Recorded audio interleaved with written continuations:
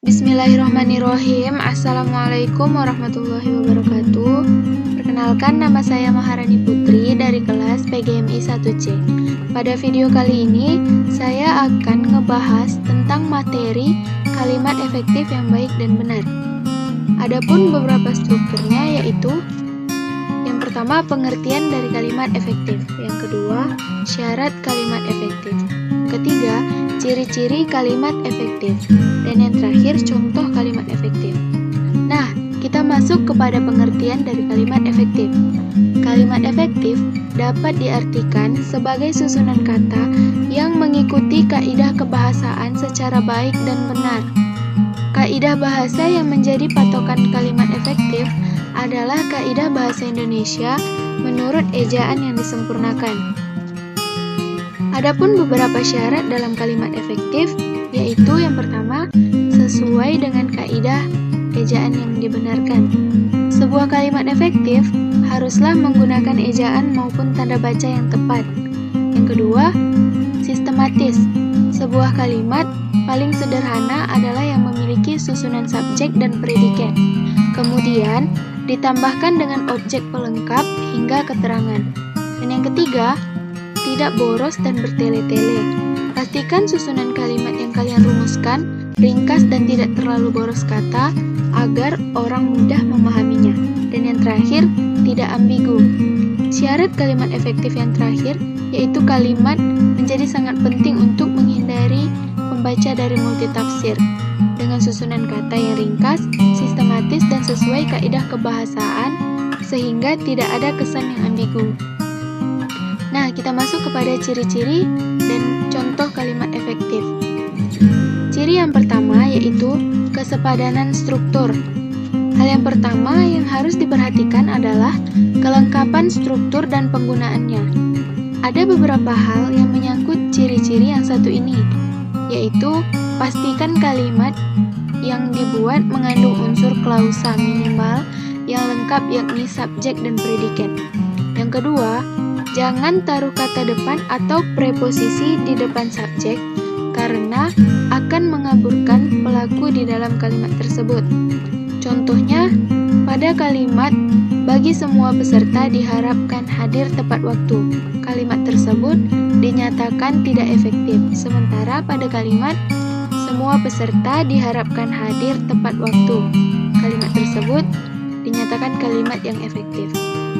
Dan yang selanjutnya, hati-hati pada penggunaan konjungsi yang di depan predikat karena membuatnya menjadi perluasan dari subjek. Contoh, pada kalimat dia yang pergi meninggalkan saya, kalimat tersebut dinyatakan kalimat yang tidak efektif. Sementara pada kalimat dia pergi meninggalkan saya, kalimat tersebut dinyatakan kalimat yang efektif. Dan yang terakhir, tidak bersubjek ganda. Bukan berarti subjek tidak boleh lebih dari satu, namun lebih ke arah menggabungkan subjek yang sama. Contoh, adik demam sehingga adik tidak dapat masuk sekolah. Kalimat tersebut dinyatakan kalimat yang tidak efektif. Sementara pada kalimat adik demam sehingga tidak dapat masuk sekolah, kalimat tersebut dinyatakan kalimat yang efektif. Nah, adapun ciri yang kedua yaitu kehematan kata. Salah satu syarat kalimat efektif adalah ringkas dan tidak bertele-tele. Kita tidak boleh menyusun kata-kata yang bermakna sama di dalam sebuah kalimat. Ada dua hal yang memungkinkan membuat kalimat menjadi boros sehingga tidak efektif, yaitu menyangkut kata jamak dan mengenai kata-kata bersinonim. Untuk menghindari kesalahan dalam kata jamak dan sinonim, perhatikanlah contoh-contoh berikut. Yang pertama, contoh pada kata jamak, yaitu pada kalimat para siswa-siswi sedang mengerjakan soal ujian masuk perguruan tinggi. Kalimat tersebut dinyatakan kalimat yang tidak efektif. Sementara itu pada kalimat siswa-siswi sedang mengerjakan soal ujian masuk perguruan tinggi, kalimat tersebut dinyatakan kalimat yang efektif.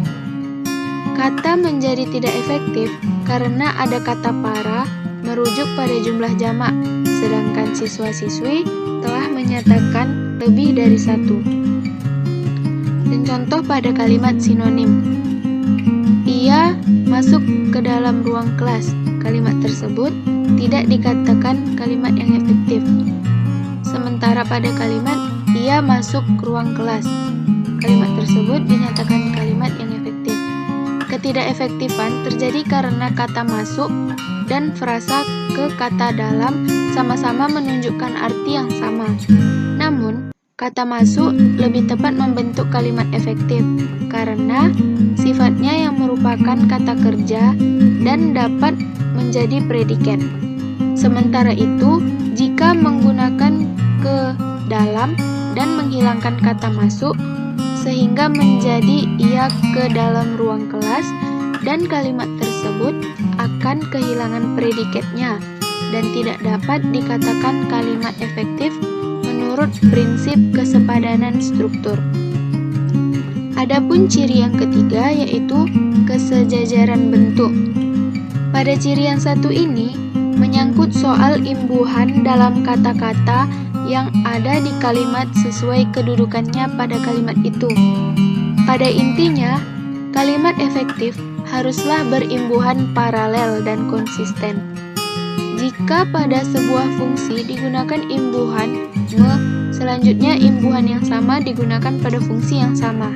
Contoh, pada kalimat hal yang mesti diperhatikan soal sampah adalah cara membuang, memilah, dan pengolahannya. Kalimat tersebut dinyatakan kalimat yang tidak efektif.